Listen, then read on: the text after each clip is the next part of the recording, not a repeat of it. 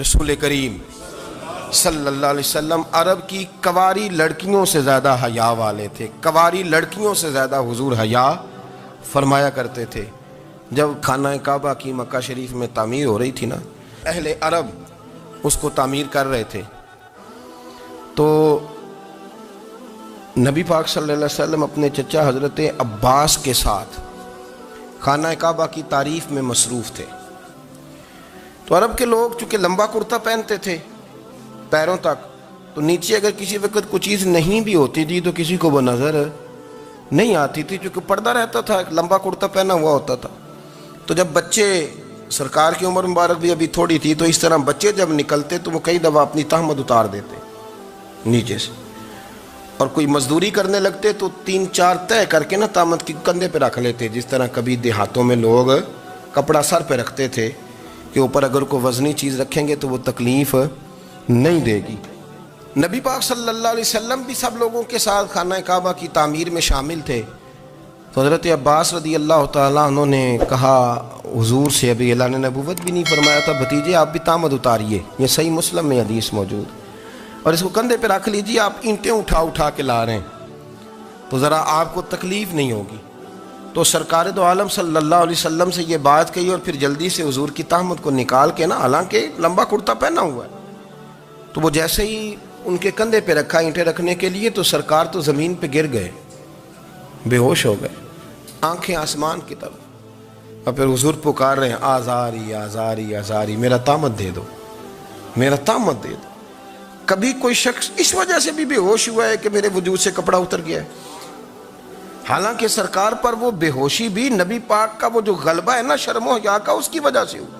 ورنہ تو حضور فرماتے ہیں کہ میری آنکھیں سو جاتی ہیں، دل تو میرا اس عالم میں بھی جاگتا رہتا ہے. تو سرکار زمین پہ تشریف لے آئے، آنکھیں میرا تامت دے دو، میرا تامت دے دو. تو جلدی سے انہوں نے تامت دیا تو حضور نے باندھ لیا. پھر طبیعت مبارک میں تسلی ہوئی. یعنی ہم اس رسول کے غلام ہیں کہ جن کے تو وجود سے کپڑا اتر جائے تو حضور برداشت نہیں کرتے، قبول نہیں فرماتے، تکلیف شروع ہو جاتی. لیکن یہاں نوجوان ہیں اور بڑا قد کاٹ ہے اور بڑے بڑے سمجھدار لوگ ہیں، گرمی آتی ہیں تو شارٹ کپڑے پہن کے گھومتے ہیں.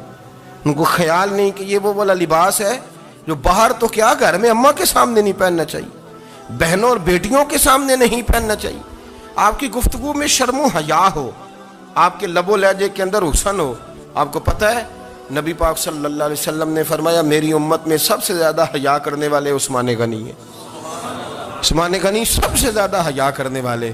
آپ فرمایا کرتے تھے جب سے حضور کا چہرہ دیکھا ہے میں نے کبھی اپنی شرمگاہ بھی نہیں دیکھی، میں نے آنکھوں کا وضو نہیں توڑا، اور جب سے حضور کے دست مبارک میں میں نے بیعت کے لیے سیدھا ہاتھ بڑھایا تو پھر سیدھا ہاتھ میں نے کبھی گندگی کو نہیں لگایا. حیا تھی.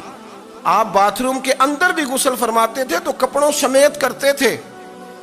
کسی نے کہا حضرت جی واش روم کے اندر کیوں نہیں کپڑے اتارتے؟ آپ فرمانے لگے باہر بندوں سے حیا کرتا ہوں، اندر جاتا ہوں تو رب سے حیا آنی شروع ہو جاتی، وہ تو دیکھ رہا ہے نا. تو میں جو بات آپ کی خدمت میں عرض کرنا چاہتا ہوں اس کو آپ سمجھیے گا میرے عزیز، کہ شرم والا مزاج، گفتگو بھی شرم والی، آنکھیں بھی شرم والی، لباس بھی شرم والا، دوستی یاری بھی شرم والی، بہت ساری ایسی باتیں. دیکھیں نا آپ ذرا، میں نے کہا کہ باتوں کو سن کے گزر نہ جایا کریں، اس کی گہرائی پر غور کریں. اور نبی رحمت علیہ السلام کی پہلی بات نہیں بیویوں کی آنکھوں میں آنسو پیدا کر دیے. حضور فرمانے لگے سنو، جب کوئی عورت بچہ پیدا کر لیتی ہے تو رب اسے اتنا ہی درجہ دیتا ہے جتنا ایک شہید کو درجہ عطا کرتا ہے. اور فرمایا جب وہ عورت اس کا بچہ آ جاتا ہے، اب وہ رات کو روتا ہے، وہ اٹھتا ہے، پخانہ اور پیشاب کرتا ہے، اپنے وجود کو آلودہ کر لیتا ہے. تو نبی پاک صلی اللہ علیہ وسلم فرمانے لگے وہ عورت یہ فکر نہ کرے کہ وہ دیکھو مرد تو آرام سے سویا ہوا ہے اور میں اٹھ کے بچے کو صاف کر رہی ہوں، پخانہ پیشاب دھو رہی ہوں. میرے محبوب نے ہر مکتبہ فکر کو، حضور نے زندگی اس کے ہر شعبے سے تعلق رکھنے والے آدمی کو عزت دی. فرمایا بیبیو جب تم رات کو اٹھ کے اپنے بچے کی خدمت کرتی ہو، دودھ ڈال کے دیتی ہو، پخانہ اور پیشاب صاف کرتی ہو، تو فرمایا رب تمہیں اتنا ہی اجر دیتا ہے جتنا ساری رات مصلی پہ کھڑے رہنے والے عبادت گزار کو اجر عطا فرماتا ہے. اتنا اللہ تمہیں اجر دیتا ہے ہر شخص کے حصے میں. ہر شخص کے حصے میں میرے نبی پاک نے عزت لکھی، ہر شخص کے حصے میں۔ رسول پاک نے وقار، رشتوں کو حضور نے اتنا مضبوط کر دیا، اتنا مضبوط کر دیا کہ رشتے رشتے نہیں درد بن گئے۔ ماں کا نام آتا ہے تو آنکھوں میں آنسو آ جاتے ہیں نا، ماں کا نام آتا ہے تو دل تڑپتا ہے نا۔ یار یہ انقلاب ہے جو میلاد والے رسول نے برپا کیا، ورنہ حضرت طارق ابن عبداللہ کہتے ہیں میں حضور کے اعلان نبوت سے پہلے بھی مکے آیا تھا۔ آپ فرماتے ہیں میں نے ایک بوڑھی عورت کو، ایک نوجوان کو گلے میں رسی ڈال کے گھسیٹ کے لے جاتے دیکھا، تو میں نے اس سے کہا کہ یہ کیا کر رہے ہو، کون ہے یہ بی بی، کیا مسئلہ ہے؟ تو وہ کہنے لگا جی میری اماں ہے، بوڑھی ہو گئی ہے، کسی کام کی نہیں رہی تو بیچنے جا رہا ہوں، چلو کسی کے برتن جب مانجے گی تو میرے تو پاس کچھ نفع آئے گا نا بیچنے۔ یہ داستانیں نہیں، ابھی بھی جن لوگوں کی طبیعت سخت ہوتی ہے وہ قتل نہیں کر دیتے ماں باپ کو۔ واقعہ سنیے نا آپ نے کہ ابا میرے نام زمین نہیں کر رہا تو مار دیا۔ جب کلیجے سخت ہوتے ہیں تو کام ہو جاتا ہے۔ ایک طرف وہ منظر تھا اور ایک طرف یہ منظر ہے کہ حضرت حلیمہ سعدیہ رضی اللہ تعالی عنہ، ان کا نام نہیں ہے حضرت حلیمہ کا مسلم شریف میں، وہ امام زرقانی نے لکھا ہے، ورنہ مسلم نے یہ روایت اپنے اصل انداز میں موجود ہے۔ حضرت ابو ہریرہ رضی اللہ تعالیٰ عنہ فرماتے ہیں کہ جناب حلیمہ بوڑھی عورت، سادی عورت، اگر آپ کبھی معاشرتی لحاظ سے حضرت حلیمہ کا انداز دیکھیں گے نا، توجہ ہے میری بات پر، سمجھ آ رہی ہے آپ حضرات کو؟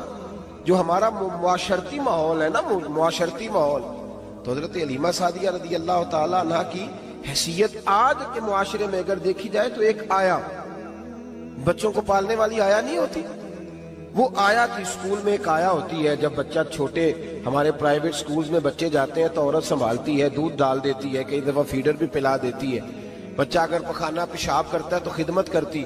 یہ عورتیں اس زمانے میں چھوٹے بچے لے جاتی، پالا کرتی۔ تو بتانا دائی کی، آیا کی، میں مثال دے رہا ہوں، اور نرس کی کیا حیثیت ہے معاشرے میں۔ اور حضرت حلیمہ سعدیہ جب نبی پاک کو واپس لے کے آئی تھی تو چلو کچھ نہیں، لیکن نہ کچھ معاوضہ بھی انہیں حضرت عبد المطلب نے عطا کیا تھا۔ جناب آمنہ نے انہیں کچھ، ایک معنی یہ بھی ہو سکتا تھا کہ پیسے دے کے یہ کام کرایا، معنی ہو سکتا تھا۔ آج جو گھر میں اماں برتن دھوتی ہے اس کی کیا حیثیت ہوتی ہے؟ وہ تو بیچاری جن برتنوں کو دھو کے ہمیں دیتی ہے، بعد میں انہی برتنوں میں ہم انہیں کھانا کھانے کی اجازت نہیں دیتے۔ لیکن میرے رسول پاک نے رشتوں کو عزت دے دی، اس طرح کی عزت دی، اس طرح کی عزت دی کہ جناب حلیمہ مسجد نبی کا دروازہ گزری ہی تھی کہ حضرت ابو ہریرہ فرماتے ہیں نبی پاک منبر پر اٹھ کے کھڑے ہو گئے، رسول پاک کھڑے ہوئے، نبی پاک۔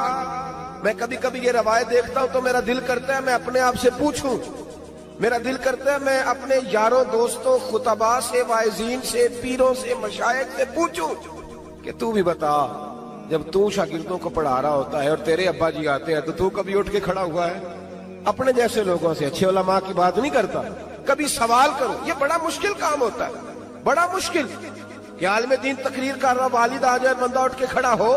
لیکن رسول پاک نے عزتیں دی، وقار دیا۔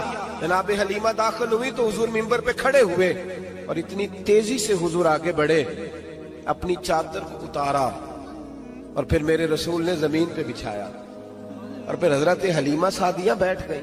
اور جناب ابو ہریرہ فرماتے جتنی دیر نبی پاک ان کے سامنے بیٹھے رہے، اتحیات کی حالت میں بیٹھے رہے۔ حضور نے رشتوں کو وہ وقار دیا، وہ حسن دیا کہ رشتے درد بن گئے ہیں۔ اب ماں کا نام دل میں بعد میں آتا ہے، زبان میں بعد میں آتا ہے، آنسو پہلے آتے ہیں۔ اب ماں کا رشتہ ایک وقار ہے، ایک حسن۔ الحاوی للفتاوی میں امام جلال الدین سیوطی رحمت اللہ لکھا ہے، فتح مکہ کے بعد نا کمال ہو گیا، وَرَأَيْتَ النَّاسَ يَدْخُلُونَ فِي دِينِ اللَّهِ أَفْوَاجًا، فوجوں کی فوجیں دین میں آ گئی۔ ایک زمانہ تنہائیوں کا ہوتا ہے، ایک عروج کا ہوتا ہے۔ عروج کے زمانے میں بڑے تعلق، بڑے رش، بڑی باتیں۔ اب حال یہ تھا فتح مکہ کے بعد کہ پہلے تو ایک آدھ آدمی کلمہ پڑھتا تھا، فوجوں کی فوجیں آتی۔ ایک دن نہ نبی پاک نماز پڑھانے آئے مسجد میں، میرے نبی پاک صلی اللہ علیہ وسلم نے مسجد میں آئے تو مسجد کھچا کھچ بھری ہوئی، گلیاں بھی بھری، 10,000 کے قریب لوگ مدینے میں جمع ہیں حضور کے پیچھے نماز پڑھنے کے لیے۔ پڑھیے صلی اللہ علیہ وسلم۔ نبی پاک صلی اللہ علیہ وسلم تشریف لائے نا، جیسے ہی مسجد میں داخل ہوئے تو 10,000 کا مجمع اٹھ کے کھڑا ہو گیا. ہمارے لیے لوگ کھڑے ہوتے ہیں تو ہماری آنکھیں پرنم نہیں ہوتی، بلکہ ہم اپنا حق سمجھتے ہیں. ہم کہتے ہیں ان کا بنتا ہے کھڑے ہونا. حالانکہ بھائی دنیا سب کے لیے کھڑی نہیں ہوتی. جب کوئی کھڑا ہونا تو نظر جھک جانی چاہیے اور تیرے دل میں خیال آنا چاہیے کہ یا اللہ مجھ پہ رحم ہی رکھنا، اے اللہ میری پردہ پوشی کرنا، یا اللہ یہ تیری دی ہوئی عزت ہے، مہربانی کر خفیہ تدبیر سے محفوظ فرما. کہ ہمیں احساس نہیں ہوتا الا ماشاءاللہ. اللہ کے محبوب داخل ہوئے تو 10,000 کا مجمع کھڑا ہو گیا. 10,000 آدمی کھڑا ہو تو ایک کیف بنتا ہے. تو میرے جیسا آدمی تو ویس کوٹ سیدھی کرنے لگ جاتا ہے نا کہ بڑی شان ہے جناب، کالر ٹھیک کر لو، دستار سیدھی کر لو، کیا بات. اتنے لوگ بھی کبھی کسی کے گاڑے کے پیچھے بھاگے. لیکن نبی پاک کا انداز کیا تھا؟ رسول پاک کی آنکھوں میں آنسو آ گئے. 10,000 آدمی کھڑا ہوا، حضور رو پڑے اور اتنا روئے کہ جناب ابو ہریرہ رضی اللہ تعالی عنہ فرماتے ہیں کہ میں نے نبی پاک کے سینے سے آواز نکلتی دیکھی. جب آدمی زیادہ روتا ہے تو سینے سے آواز آتی. حضور روئے کہ سینے سے آواز آئی. آپ فرماتے ہیں پھر حضور نے آنسو پوچھے، پھر نماز مکمل ہوئی. جب لوگ چلے گئے تو حضرت ابو بکر صدیق اٹھ کے قریب گئے، کہا یا رسول اللہ صلی اللہ علیہ وسلم آج کوئی وجہ نہیں تھی رونے کی، آپ آئے ہیں اور رونا شروع کر دیا. تو میرے محبوب فرمانے لگے آج جب میں نے اپنی وہ شانیں دیکھی، وہ مقام دیکھا تو مجھے اپنی اماں کی یاد آ گئی. ماں کی یاد، رشتوں کو وہ عزت دی، وہ وقار دیا، وہ حسن دیا. کہاں نماز کے لیے لوگوں کا کھڑا ہونا اور کہاں اماں کی بات چھیڑ دینا. میرے حبیب فرمانے لگے مجھے اپنی اماں آمنہ کی بات یاد آئی. میری ماں نے تو وہ دور دیکھا تھا جب وجود پہ کپڑے بھی پورے نہیں تھے، دل کرتا تھا آج اماں موجود ہوتی، میں نماز پڑھانے آتا، اللہ اکبر کہہ کے نیت باندھتا، سبحانک اللہ کے بعد سورہ فاتحہ پڑھتا اور سورہ فاتحہ مکمل پڑھ لیتا کہ میری اماں آمنہ کو کوئی کام یاد آتا. وہ پردہ سرکا کے کہتی بیٹا محمد میری بات تو سننا. تو محبوب فرماتے اللہ کی عزت کی قسم میں نماز چھوڑ دیتا، پہلے ماں کی بات سن کے آتا. میں چھوڑ دیتا نماز. وقار دے دیا، وقار، وہ حسن بخشا، وہ توانائی بخشی. عرب کے اندر سال کے بعد عورتوں کا ایک میلہ لگتا تھا خانہ کعبہ کے پاس. صرف عورتیں اکٹھی ہوتی تھی، میلہ لگا ہوا تھا. ایک تورات جاننے والا یہودی عالم بھی آیا ہوا تھا. وہ بیویوں کے مجمع پہ نظر ڈال کے کہنے لگا بیویوں مرد کا کام تو کوئی نہیں عورتوں کے مجمع میں بات کرنا، لیکن میں تمہیں ایک پیغام دینے لگا ہوں. اللہ کے آخری رسول جو مکے میں پیدا ہونے والے ہیں ان کے آنے کا وقت قریب آ گیا ہے. وہ بی بی بڑی خوش نصیب ہوگی جنہیں ان کی رفاقت ملے گی. عورتوں نے جب دیکھا کہ مرد آ گیا عورتوں کے میلے میں تو انہوں نے ڈانٹا جھڑکا، کہا چل اٹھا اپنی کتابیں اور نکل جا. حضرت خدیجہ کہتی ہیں باقیوں نے ڈانٹا پر میں نے بات پلے سے باندھ لی. میں نے پلے سے باندھ لی اور میں انتظار کرنے لگی کہ اللہ کرے وہ نصیب میرے ہی ہو، اللہ کرے مقدر میرا ہی کھلے. آپ فرماتی میں تسبیح پڑھتی، درود پڑھتی. میں اس زمانے میں جو اللہ کا ذکر جس طرح ہوتا تھا وہ میں شروع کرتی اور جب فارغ ہوتی تو میں التجا کرتی کہ اللہ میرے نصیبے کھول دے. کہتی ہیں آہستہ آہستہ آہستہ آہستہ میں حضور کی تعریف سننے لگی. آہستہ آہستہ تعریف سننے لگی. نبی پاک صادق ہیں، امین ہیں، سچے ہیں، دیانتدار ہیں. اس برے اور میلے معاشرے میں بھی وہ سب سے اعلیٰ بھی ہیں اور سب سے اجلے بھی ہیں، وہ سب سے پاکیزہ ہیں. میں سننے لگی تعارف. آہستہ آہستہ میں ان کی گرویدہ ہونے لگی. ادھر نبی پاک صلی اللہ علیہ وسلم اپنے چچا جناب ابو طالب کے پاس رہتے تھے. قحط آ گیا، حالات بگڑ گئے. حضور سید عالم صلی اللہ تعالی علیہ وسلم سے چچا کہنے لگے بیٹے اگر مال تجارت لے کے شام جاؤ تو بڑا نفع کماؤ گے، ہمیں ضرورت بھی ہے، اور اگر ہو سکے تو ختیجہ کا مال لے کے جاؤ. نبی پاک نے کہا چچا میں نہیں کہوں گا کسی سے جا کے، میں نہیں کہتا کسی سے جا کے، جو میرے نصیب میں ہوگا میرا رب خود عطا فرمائے گا، میں نہیں کہوں گا. مصطفیٰ نے تو نہیں کہا. حضرت ختیجہ رضی اللہ تعالیٰ عنہ کہتی ہے میں نے خود اپنی خادمہ کو بھیجا. میں نے کہا جا کے پوچھو تو صحیح کہ میرا مال قبول ہوتا بھی ہے کہ نہیں. پوچھو. نبی پاک صلی اللہ علیہ وسلم سے پوچھا.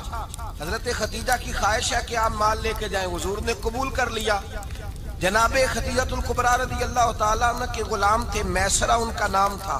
جناب خدیجہ نے ان کو ساتھ بھیجا. فرمایا ایک 3 باتیں ارشاد فرمائی. ایک تو فرمایا سارا رستہ غور سے دیکھنا میرے نبی کے ساتھ کیا معاملات درپیش ہوتے ہیں.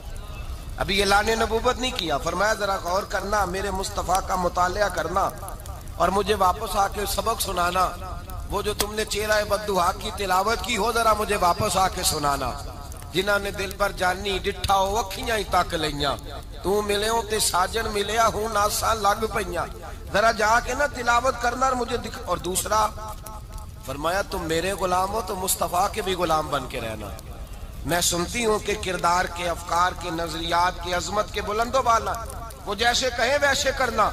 اور تیسری حضرت خدیجہ نے نصیحت فرمائی، فرمایا محمد ابن عبداللہ صلی اللہ علیہ وسلم کی رائے سے اختلاف نہ کرنا، یہ چلتے ہوئے معاہدہ کیا، جو وہ کہہ دے سو کر جانا۔ غلام کہتے ہیں میں ساتھ گیا، باتیں میں نے سن لی، لیکن جب سفر شروع ہوا نا ابھی چند منزلیں طے ہوئی تھی، میں نے کہا خدیجہ آپ نے کیا نصیحت کرنی تھی، ان کے ساتھ جو رہے گا وہ ان کا غلام ہی بن جائے گا، ان کے ساتھ جو رہے گا تو اجے میرا محبوب نہیں ڈٹھا جن ویکھ کے چن شرماوے، جے رکھے ہاتھ پھلاں وچ ہاتھ نال پھلاں رل جاوے، تے ادھی راتی چن چڑھ جاندے جدوں جلوہ فرماوے۔ فرمایا جو بھی ساتھ رہتا غلام ہو جاتا۔ میں اسرا کہتے میں گیا، تجارت شروع ہوئی، کہتے ہیں نبی پاک صلی اللہ علیہ وسلم جب منڈی میں پہنچے تو لوگ قسمیں اٹھا اٹھا کے مال بیچ رہے تھے۔ اللہ کے محبوب جب گئے نا تجارت کرنے تو ایک آدمی کہنے لگا چلو معاذ اللہ بتوں کے نام تھے لات و منات، کہنے لگا لات کی، عزا کی، منات کی قسم اٹھاؤ، تو نبی پاک فرمانے لگے ان کی قسم اٹھاؤں جن کا میں نام لینا بھی پسند نہیں کرتا۔ ابھی اعلان نبوت نہیں کیا، اور فرمایا ویسے بھی میں قسم دے کے مال نہیں بیچتا، خریدنا ہے تو خریدو، نہیں خریدنا تو نہ خریدو۔ کہتے ہیں لوگ قسمیں اٹھا اٹھا کے پیچھے جاتے تھے، پر میرے نبی جس سے رخ پھیرتے تھے وہ نبی پاک کے پیچھے ہو جاتا تھا۔ ماتے کئی گنا زیادہ نفع کمایا۔ ہم رستے میں تھے، حضور ایک درخت کے نیچے آرام کرنے لگے، ایک عیسائی راہب غار میں بیٹھا تھا، نکل کے آ گیا، مجھ سے کہنے لگا مجھے وہ جانتا تھا، میں سنا یہ کس کو ساتھ لائے، یہ کون ہے؟ میں نے کہا اہل قریش کے ایک معزز آدمی ہے۔ کہنے لگے یار جس درخت کے نیچے یہ لیٹے ہوئے ہیں یہاں عام آدمی نہیں لیٹ سکتا، یہاں وہی لیٹے گا جو اللہ کا سچا رسول ہوگا، یہاں دوسرا کوئی لیٹ ہی نہیں سکا، یہ رسول ہے، ان کا خیال رکھنا، خیال رکھنا۔ کاش میں اس وقت تک زندہ رہوں جب یہ نبوت کا اعلان کریں۔ میسرہ کہتے ہیں میں غلام ہو گیا، نبی پاک صلی اللہ علیہ وسلم کی ادائیں مجھے بھانے لگیں۔ جب واپسی پہ نکلے تو گرمی بڑی شدید تھی، فرماتے ہیں جب دھوپ تیز ہوتی تو بادل کا سایہ آ کے حضور پہ سایہ کر دیتا، بادل کا ٹکڑا نبی پاک پہ۔ اللہ جانے کہاں بیٹھ کے لوگوں نے کتابیں پڑھی ہیں جو کہتے ہیں 40 سال کے بعد نبی بنے تھے، پتہ نہیں کہاں بیٹھ کے کتابیں پڑھی ہیں۔ ہم نے تو جو سیرت پڑھی ہے وہ بتاتی ہے کہ تیری حیات پاک کا ہر لمحہ پیغمبر لگے، ہر لمحہ پیغمبر لگے۔ یہاں تو وہ لوگ جو کئی سال پہلے 20 اور 25 سال پہلے حضور سید عالم صلی اللہ علیہ وسلم کی رفاقت میں رہے، وہ اعلان کر رہے، لوگ پتہ نہیں کہاں بیٹھ کے کتابیں پڑھتے ہیں، کہاں بیٹھ کے۔ میرے نبی پاک سے صحابہ نے پوچھا حضور آپ کب نبی تھے؟ فرمایا ابھی آدم کی مٹی گوندی جا رہی تھی، ابھی آدم کی مٹی گوندی جا رہی تھی، میں تب بھی اللہ کا رسول تھا۔ میرے بھائی نبی رحمت سید عالم صلی اللہ علیہ وسلم کے غلام حضرت خدیجہ کے غلام کہتے ہیں واپس آیا، اور پہلے بھی کئی دفعہ حضرت خدیجہ کا مال گیا تھا، بڑے نفع آئے تھے، پر جو نفع اس سال آیا وہ پہلے کبھی نہیں آیا تھا۔ کہتے ہیں مجھ سے حضرت خدیجہ کی سہیلی بھی بیٹھی تھی، میں بھی آ گیا، اور جناب خدیجہ کی سہیلی کہنے لگی چل مال کے بارے میں کچھ بتا، کتنا بھی کہا؟ میں نے کہا مال چھوڑو، مصطفیٰ کی سنو۔ اور پھر کہتی چلو ٹھیک ہے، بادل سایہ کرتا تھا، چلو ٹھیک ہے، تم سے راہب نے پوچھا تھا یہ صحیح ہے، انہوں نے تیری سارے رستے بڑی خدمت کی، تیرا بڑا خیال رکھا، پر یہ بھی بتا تجارت کیسے ہوئی؟ تو میں سرا کہنے لگا زندگی میں نے بھی ساری گزار دی ہے، پر اس رسول کے ساتھ 4 دن ہی گزارے ہیں، حد ہو گئی مجھ سے، اور کچھ نہ پوچھو، اور کچھ نہ پوچھو، آ میرے دل آمنہ کے لال کی باتیں کرے، اور کچھ نہ پوچھو، بس ذکر ان کا چھیڑیے ہر بات پر، اور چھیڑنا شیطان کا عادت کیجئے، بس مجھے حضور کے تذکرے بیان کرنے ہیں، ذکر مصطفیٰ کرنا ہے۔ حضرت خدیجہ الکبریٰ بڑی متاثر ہوئی، کہتی ہیں مجھے درجنوں لوگوں نے پیغام نکاح دیا تھا پر میں نے سنی نہیں تھی، میں نے نفیسہ کے ہاتھ پیغام بھیجا، میں نے کہا میری عمر 40 سال ہے، ان کی 25 سال ہے، اور میرا احوال اور طرح کا ہے، وہ شہنشاہ ہیں، جا کے پوچھو تو صحیح، भला मैं कबूल होती हूँ? पूछो। नफीसा कहती है मैं आई तो वो खातून जिनके लिए लोग बड़े बड़े कुरैश पैगाम देते थे, पैगाम लेके आई। तो रसूल पाक ने अजीब रंग बयान किया अपनी सीरत का। जब मैं पहुंची मैंने कहा खदीजा निकाह करना चाहती है। नफीसा कहती है मेरा ख्याल था कि कोई और होता तो कुर्सी से उठ खड़ा होगा, फौरन कहेगा अच्छा जल्दी करो बात करो। जब मैंने आके कहा ना हुजूर खदीजा निकाह करना चाहती है, तो नबी पाक ने मेरी तरफ देखा, फरमाया वो कहती है कि तुम कहती हो? कहा वो कहती है। तो हुजूर ने फरमाया ठहर जाओ, मैं अपने चचा से पूछ के बताऊंगा, मैं मशवरा करूंगा, मैं पूछ के बताऊंगा। आज बच्चों को कुछ सबक बड़े याद हैं। कहते हैं पसंद की शादी करना हजरत साहब नाजायज है, पसंद की शादी करना को नाजायज है। और मैंने कहा भाई सिर्फ एक ही जायज चीज रह गई और कोई शय जायज नहीं। ये एक ही जायज चीज है जिसका फतवा सारे नौजवान पूछते फिरते हैं, सारे रांझे बने फिरते हैं, मजनू बने फिरते हैं, सारे मईवाल हो गए। अल्लाह पाक को हिदायत की तौफीक अता फरमाए। सारे इस बुरी लत का शिकार हो गए। ओ भाई नबी पाक सिवाय खुदा के किसी के पाबंद नहीं, लेकिन मेरे मुस्तफा ने अपनी उम्मत को ये दर्श दिया है कि जो बड़ों के शफकत के साए में चलता है अल्लाह उसकी मदद फरमाया करता है। तुझे क्या पता तेरा अच्छा भला किस बात में? कहा निकाह करना चाहती हूँ, फरमाया चचा से पूछ के बताऊंगा। खदीजा रदी अल्लाह ताला अन्हा कहती हैं उन्होंने पूछा। जनाब अबू तालिब कहने लगे ये तो खुशकिस्मती है कि हमें ऐसी बहू मिल जाए जिसके किरदार में, अफकार में, नजरियात में इतनी नफासत। मुस्तफा करीम के साथ निकाह हुआ, कुर्बान जाए। हजरत खदीजतुल कुबरा की शादी हुई तो भाई बड़ा मुश्किल होता है, बड़ा मुश्किल होता है अपने आप को ढालना। लेकिन जनाब खदीजा की जिंदगी उठा के देखो, मैं ये नहीं कह सकता वो करोड़पति थी, अरब खरब की मैं बात ही नहीं कर सकता। और 20-20 नौकरानियां थी उनके पास, दर्जनों उनके पास गुलाम थे। लेकिन जब रसूलुल्लाह के दरवाजा नूर पे आई हैं, उन्होंने मेरे नबी के घर में झाड़ू भी दिया है, उन्होंने हुजूर के कपड़े भी धोए हैं, उन्होंने रसूलुल्लाह के लिए अपने हाथों से खाना बनाया। उन्होंने देखा कि नबी पाक सल्लल्लाहु अलैहि वसल्लम को दौलतों से, तिजारतों से, सरमाए से प्यार नहीं, जितनी दौलत थी शाम को लाके कदमों में रख दी। का महबूबा जब मैं तेरी हूं तो मेरी हर शय ही आपकी है। चंद दिनों में हुजूर ने सारी चीजें दे दी अल्लाह के रास्ते में, हर चीज नबी पाक ने दे दी। हजरत खदीजतुल कुबरा का हाल ये था कि एक जोड़ा रह गया, कई जगह से पेबंद लगे हुए, मैं गुड्डी हथ डोर सजन दे और जिंज रखे उंज रहना है। वाजिब नहीं जे विच शरीयत मंदा कसम नु कहना, बस ठीक है जिस हाल में महबूब राजी हैं। कहा हर चीज कदमों में रख दी और हुजूर के हर रिश्ते का ख्याल किया, नबी पाक की हर ख्वाहिश का। औरतें बिलखुसूस मेरी बात पे तवज्जो करें जो अर्ज करने लगा हूं। आग लगी हुई है घरों में, फसाद है, लड़ाई है, झगड़ा है, दंगा है, ये तेरा रिश्तेदार वो मेरा रिश्तेदार। जब तेरे आते हैं तो रोटियां जल्दी पकती हैं, जब मेरे आते हैं तो बीमारियां बड़ी होती हैं, तेरे मेरे का झगड़ा। आओ मेरे मुस्तफा करीम सैयद आलम का भी हाल देखो। हजरत हलीमा सादिया मिलने आई, शादी को कुछ दिन गुजरे तो हलीमा सादिया मिलने आई। हजरत हलीमा सादिया सगी अम्मा नहीं रजाई अम्मा है, यहाँ तो सगी अम्मा बर्दाश्त नहीं होती, सगी अम्मा। और वो बहू सोचती नहीं बात करते हुए, सोचती नहीं, वो सोचती नहीं कि किसके बारे में बात कर रही है, उसे पता ही नहीं कि तुझे तो पला पलाया ये मिला है ना। कभी इसकी अम्मा से पूछ उसने कितनी तकलीफें बर्दाश्त की, उससे पूछ किस दिक्कत में, किस आजमाइश में इस बच्चे को परवान चढ़ाया है। तू आज मालक बनी है तो तू रंग ही बदल गई है। और बच्चा भी बीवी के साथ मिलकर के अम्मा की गिबत करता है, सोचता ही नहीं कि बात किसकी हो रही है, इसे ख्याल ही नहीं आता। हजरत हलीमा सादिया रजाई माँ है। जब तशरीफ लाई तो मुस्तफा करीम ने फरमाया खदीजा ये मेरी अम्मा है। जनाब हलीमा सादिया कहती हैं मैं घर में रही, मेरी खिदमत की, मुझे खाना पका के दिया, बिस्तर बिछा के दिया, कपड़े लेके दिए। और जब मैं जाने लगी तो कहने लगी आप मेरे मुस्तफा की अम्मा हैं, पहली दफा आई हैं, थोड़ा सा तोहफा ना दे दूं?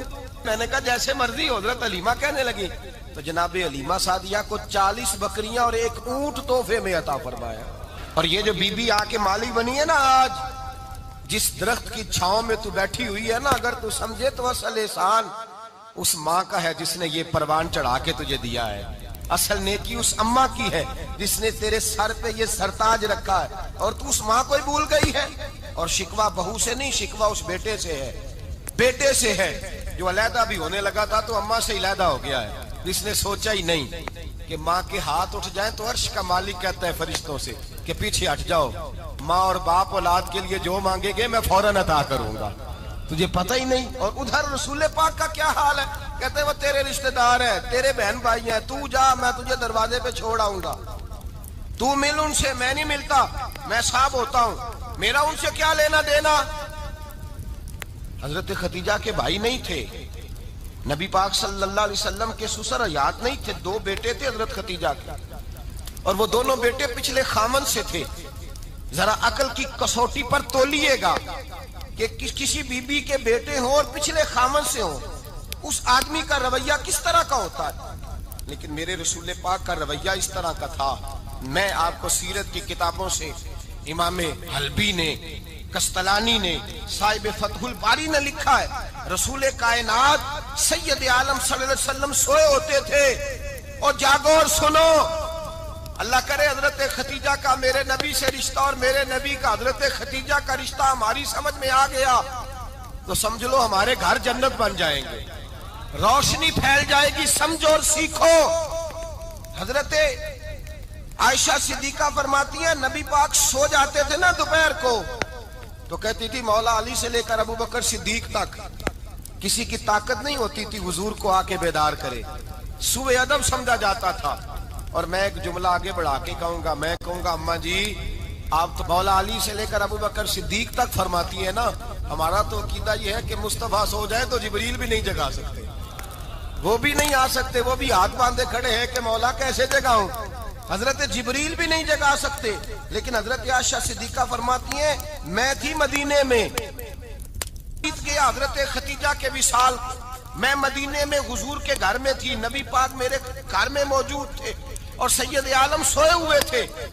حضرت خدیجہ کے پچھلے خامند کے بیٹے جناب حالہ آ گئے اور وہ مسجد میں آ کے بولے، مسجد میں توجہ کرنا، مسجد میں بولے، انہوں نے مسجد میں آ کے پوچھا کہ نبی پاک کہاں ہے، مسجد میں۔ تو جناب عائشہ صدیقہ فرماتی ہیں حضور سوتے ہوئے بیدار ہو گئے، حضور طامت سمیٹی، فوراً سر کے اوپر کپڑا رکھا، میں نے کہا حضور کہاں جا رہے ہیں، فرماتی ہیں میں نے ایک دفعہ پوچھا تو حضور نے 3 دفعہ فرمایا میرا حالہ آ گیا ہے، میرا حالہ آ گیا ہے، میرا حالہ آ گیا ہے، خدیجہ کا بیٹا آ گیا ہے۔ میرے رسول پاک صلی اللہ علیہ وسلم نے بی بی کے رشتوں کا جو تقدس بیان کیا اس کو سمجھیے، فرمایا حالہ آیا ہے، بیدار ہو کے خود تشریف لے گئے۔ اور یہ تو حالہ تھے نا، بڑے بیٹے حضرت خدیجہ کے سب سے، ان کا نام ہند تھا، اور حضرت ہند سے کوئی بندہ تعارف پوچھتا نا، نبی پاک کا جو حلیہ ملتا ہے نا کتابوں میں، سیرت کی کتابوں میں، حضور کا مکھڑا کیسا تھا، مکھ چند بدر شاشانی ہے، متھے چمک دی لاٹ نورانی ہے، کالی زلف تیاک مستانی ہے، مخمور اکھی ہیں مد بریاں۔ یہ جو حضور کا حلیہ ملتا ہے نا، یہ حضرت ہند کا بیان کیا ہوا ہے۔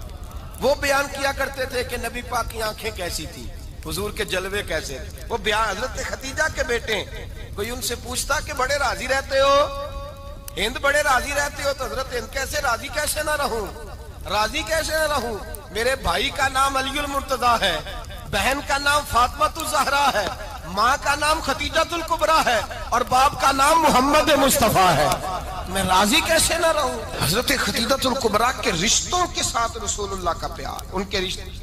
کنز المال میں حضرت عائشہ صدیقہ کی حدیث ہے، جناب عائشہ فرماتی ہیں دوپہر کو حضور آرام کرتے تو کوئی آیا نہیں کرتا تھا، ایک دن ایک بوڑھی آ گئی دروازے پہ، اس نے چھڑی پکڑی ہوئی ہے، کہتے ہیں وہ اندر آئی تو نبی پاک بڑی تیزی کے ساتھ اٹھے، حضور سید عالم نے قریب بٹھایا، دیر تک حضور باتیں کرتے رہے، دیر تک گفتگو ہوتی رہی۔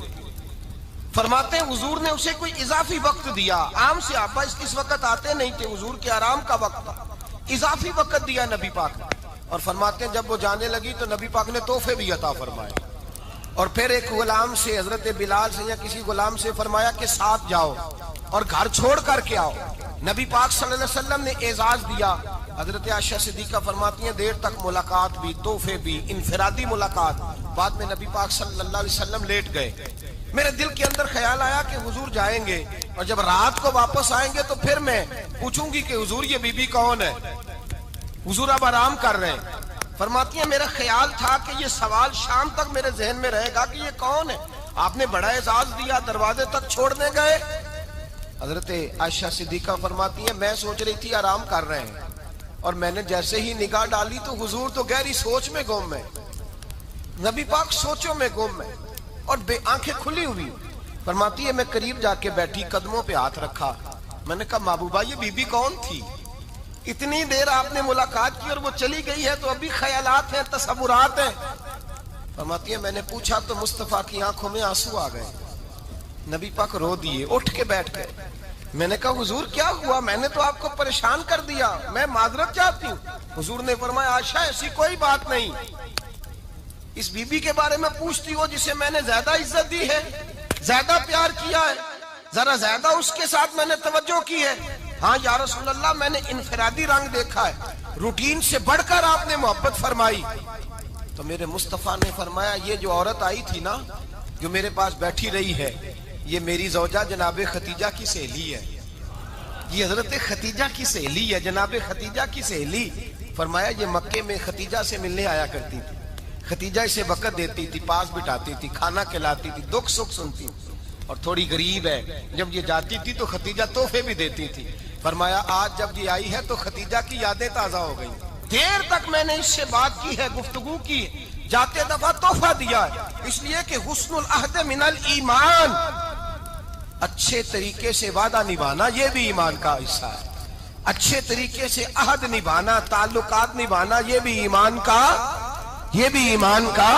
حصہ ہے۔ حضرت خدیجہ کی سہیلیوں سے رسول اللہ صلی اللہ علیہ وسلم کا رشتہ، پہلی وحی نازل ہوئی نبی پاک پر۔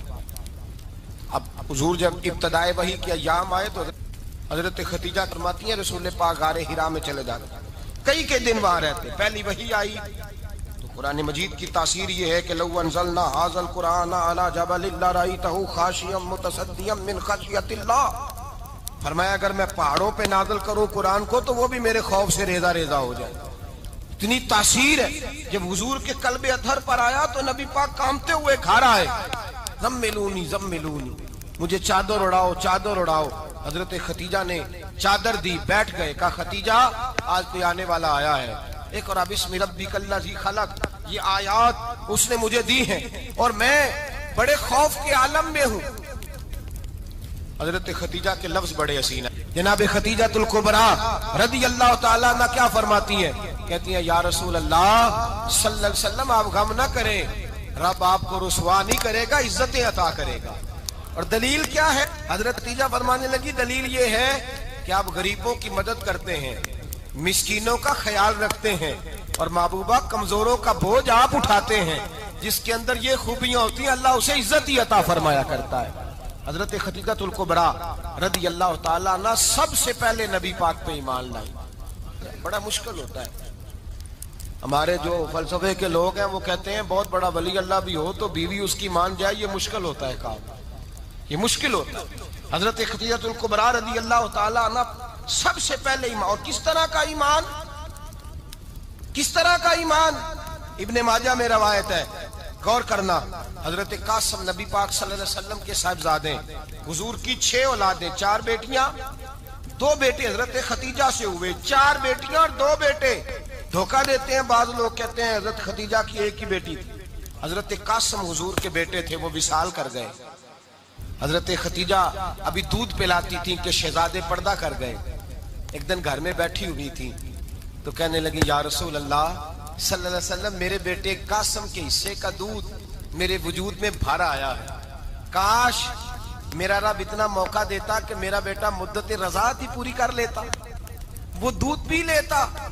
نبی پاک نے فرمایا خدیجہ تو غم نہ کر، اللہ تبارک و تعالیٰ نے تیرے بیٹے کی مدت رضاعت جنت میں پوری کر دی ہے، جنت میں پوری کر دی ہے۔ اور نبی پاک نے اپنا اختیار بیان فرمایا ابن ماجہ میں، رسول پاک نے فرمایا اگر تو کہے تو میں یہاں بیٹھے بیٹھے تجھے تیرے بیٹے کی آواز سناؤں، عرض کروں رب کی بارگاہ میں ابھی تجھے سناؤں تیرے بیٹے کی بات، ابھی وہ جنت میں بولے۔ لطف نہیں آیا آپ کو اس بات کا؟ میں ابھی سناؤں تجھے بات سے حسیتا کی روایت, ابھی سناؤں تیرا بیٹا بولے گا جنت میں, آواز یہاں مکے میں آئے گی, سناؤں. بڑے لوگ کرامت دیکھنا چاہتے ہیں, معجزہ دیکھنا چاہتے ہیں, کہتے ہیں جی میں تو وہ دیکھ کے آؤں گا. کہا سناؤں. حضرت خدیجہ کا ایمان دیکھیں, کہنے لگی محبوبہ مجھے سننے کی کیا ضرورت ہے, میں خدا کو بھی مانتی ہوں, محمد مصطفیٰ کو بھی مانتی ہوں, میں بن دیکھے ہی مانتی ہوں, بن دیکھے ہی مانتی ہوں, مجھے سننے کی ضرورت, آپ نے کہہ دیا تو سو ہو گیا, مجھے حاجت. حضور کہہ رہے ہیں اگر تو کہے تو دعا کروں, التجا کروں, ابھی آواز اللہ سنا دے, ابھی سناؤں. حضرت خدیجہ کہتی ہے نہیں حضور میں بن دیکھے ہی, میں ان لوگوں میں سے نہیں ہوں جو پہلے دیکھ داکھ کے آئیں, پلٹ کے آئیں, دیکھ کے سودا کریں, میں تو ان لوگوں میں سے ہوں جو بن دیکھے مانا کرتے ہیں. یؤمنون بالغیب کی قائل, رسول اللہ صلی اللہ علیہ وسلم پہ ایمان لائی. اور پھر نبی پاک صلی اللہ علیہ وسلم نے جیسا کہا حضرت خدیجہ نے ویسا کیا. اور حضرت عائشہ کی روایت ایسی بھی ملتی ہے, جناب عائشہ سے کسی نے پوچھا تھا کسی نے جنت کی نعمتیں بھی کھائی ہیں, تو حضرت عائشہ کہنے لگی ہاں, ایک دفعہ نبی پاک نے جنت کے انگوروں کا خوشہ توڑ کے حضرت خدیجہ کو کھلائے تھے. وہ انگور وہاں سے توڑ کے جناب خدیجہ کو حضور نے انگور کھلائے. نبی پاک صلی اللہ تعالی علیہ وسلم پر ایمان لائی, ہر موقع پر حضور کا ساتھ دیا, تکلیفیں دیکھی, آزمائشیں دیکھی. حضرت خدیجہ کا جو وقت حضور کے ساتھ گزرا ہے نا, وہ سارا آزمائشوں کا وقت ہے. 15 سال شادی کو ہوئے تو نبی پاک نے اعلان نبوت کیا, باقی کے 10 سال 25 سال کی رفاقت رہی, سخت مسئلہ تھا, کفار کی مخالفت, بہت زیادہ مال تھا, پھر غربت آئی, پورا مکہ سلوٹ کرتا تھا, پھر وہ سارا شہر مخالفت کرنے لگا. حضرت خدیجہ الکبریٰ ڈٹ کے رسول اللہ کا ساتھ دیتی, ہر موقع پر کسی جگہ شکوہ نہیں کیا. یہاں عورتیں بول پڑتی ہیں, کہتی ہیں جب سے تیرے گھر آئی ہوں سکھ نہیں دیکھا, جب سے یہاں آئی ہوں کچھ نہیں دیکھا, جب سے یہاں آئی ہوں بڑی آزمائش میں ہوں. حضرت خدیجہ الکبریٰ مال لے کے آئی, لیکن انہوں نے دیکھا کہ مصطفیٰ کو غریبی پسند ہے تو غریب ہو گئی. جیم جان دا کچھ وسا نہیں ہو, جان یار نو دے تے شاد ہو جا, اسے دل دے ہیں فساد سارے, دل دربر نو دے تے آزاد ہو جا, جیو رکھے آباد تے رو وسدا, تے جدو کرے برباد ہو جا. کہا یا رسول اللہ جس بات میں آپ راضی ہیں میں بھی اسی بات میں راضی ہوں. جناب خدیجہ رضی اللہ تعالیٰ عنہ مکمل وقت رسول اللہ کا ساتھ دیا. شیب ابی طالب کے 3 سال قید میں گزارے. جس عورت نے ساری زندگی مال دیکھا ہو, اعلیٰ سے اعلیٰ کھانا کھایا ہو, بڑے گھر میں وقت گزارا ہو, قیدی ہو کے وقت گزارا, اور آپ اگرچہ قریش میں سے تھی لیکن جس شاخ سے حضور تھے بنو ہاشم اس میں سے نہیں تھی آپ. حضرت خدیجہ رضی اللہ تعالی عنہا یہ کہہ سکتی تھی کہ یہ بائیکاٹ جو 3 سال مکے والوں نے کیا اور ایک چھوٹی سی وادی میں قید کر دیا ہے بنو ہاشم کو, تو یہ میرا بائیکاٹ نہیں ہے. نبی پاک صلی اللہ تعالی علیہ وسلم نے اجازت بھی دی کہ اگر تم چاہو تو علیحدہ رہ سکتی ہو, بائیکاٹ تو میرا ہے. لیکن حضرت خدیجہ نے کہا نہیں, تیرے قدموں میں رہوں, غیر کی ٹھوکر پہ نہ ڈال, جھڑکیاں کھاؤں کہاں چھوڑ کے صدقہ تیرا, اور تیرے قدموں میں جو ہے وہ غیر کا منہ کیا دیکھے, کون نظروں پہ چڑھے دیکھ کے تلوا تیرا. کہ حضور میں نے نہیں جانا, 3 سال پتے کھا کے وقت گزارا, 3 سال پانی پی کے وقت گزارا. آپ فرماتی ہیں کئی راتیں ایسی بھی گزری جن میں خدیجہ نے کھایا ہی کچھ نہیں, وقت گزار دیا, زندگی گزار دی. 3 سال ایک لمحے کے لیے شکایت نہیں کی. او بھائی ایسی وفادار ماں کا تو روز ذکر ہونا چاہیے. ایسی اعلیٰ حضرت فرماتے ہیں حق گزارے رفاقت پہ لاکھوں سلام, حق گزارے رفاقت پہ. اچھا میں دعا کرنے لگا ہوں کہ آپ سارے حضرت خدیجہ پہ سلام پڑھیں. حق گزارے رفاقت پہ لاکھوں سلام, لاکھوں سلام. حضرت خدیجہ الکبریٰ رضی اللہ تعالیٰ عنہ نے حق ادا کیا, سیدی ماں, پہلی ماں, کہف امن و امان, حق گزارے رفاقت پہ لاکھوں سلام. حضرت خدیجہ الکبریٰ رضی اللہ تعالی حق ادا کیا. 3 سال کا وقت سوشل بائیکاٹ کا وقت تھا, سوشل بائیکاٹ. لیکن حضرت خدیجہ الکبریٰ نے حضور کے ساتھ ٹائم گزارا. بائیکاٹ ختم ہوا, آسانی کا وقت آیا تو خدیجہ بیمار ہو گئی. ام المومنین سیدنا خدیجہ رضی اللہ تعالیٰ عنہ علیل ہوئی, علالت شدید ہوئی تو نبی پاک آ کے سرانے بیٹھے، قربان جاؤں آج لوگ اتنی نوکری نہیں کرتے جتنا احسان جتلاتے ہیں. کہتے ہیں وہ فلاں مولوی صاحب کو روٹی میں دیا کرتا تھا، وہ فلاں آدمی کے ساتھ اس کو تو آگے پہنچایا ہی میں نے. کریڈٹ پکڑ پکڑ کے لوگ اپنے کھاتے میں ڈالنے کے چکر میں ہوتے ہیں. لوگ اس قدر زیادہ پیار نہیں کرتے جتنا جتلاتے ہیں. حضرت خدیجہ الکبریٰ نے سکھایا ہے انداز امت کو کہ وفا کیا ہوتی ہے. حضرت خدیجہ نے ساری زندگی نوکری کی، ساری زندگی وفا کی. وقت وصال آیا، حضور کو بلایا، اللہ کے محبوب تشریف فرما ہوئے.